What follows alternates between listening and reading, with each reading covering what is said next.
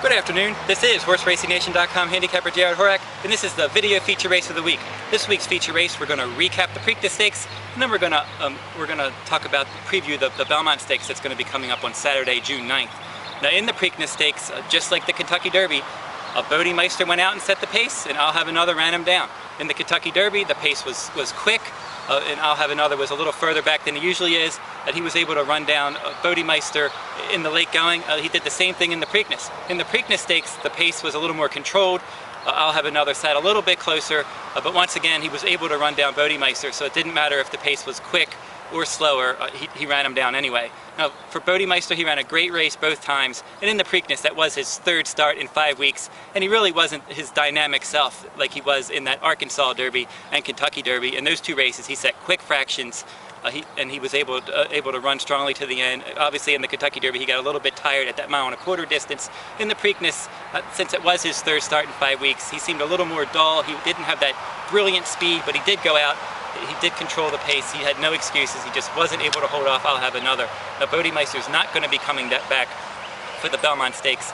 He's done so much in a short time. He's going to take a few weeks off or a few months off. He'll be coming back later this summer. I'll Have Another's going to be going for the Triple Crown on June 9th at Belmont Park.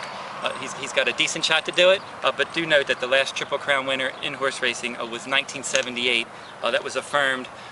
There's been 11 horses since then that won the Kentucky Derby and the Preakness, but then they lost the Belmont Stakes. The first one was Spectacular Bid in 1979. The latest horse to win both and then lose that final leg was Big Brown. So it's going to be, his task is daunting based on history. It hasn't been done in a long time, and the last 11 horses haven't been able to get it done. We'll have to see if he's going to be able to be the one that actually does get the job done in that Belmont Stakes.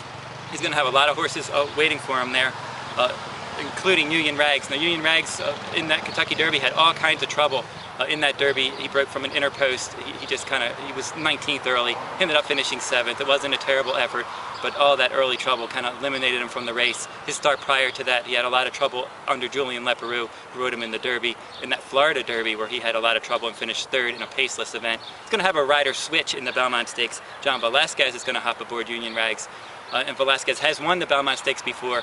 He rode Rags to Riches to victory in 2007. Doulahan, who was 3rd in the Kentucky Derby, he skipped the Preakness. He's also going to have a new rider, Javier Castellano, who used to ride Union Rags. He's actually, in the past as a 2-year-old, he's actually going to jump aboard Doulahan in this one. And Doulahan's had a recent work. He worked 5 furlongs in 1:20 at Churchill Downs on May 19th. Now, Alpha, who finished 12th in the Kentucky Derby, a disappointing effort for him that day. He may come back for the Belmont Stakes as well for trainer Karen McLaughlin. Now, Karen McLaughlin has won the Belmont Stakes in 2006 with Jazzle, so now he's got a contender here. Alpha's bred to run all day. He does his best work in New York. All of his races outside of New York were disappointing. In New York, he's fired decent shots every time.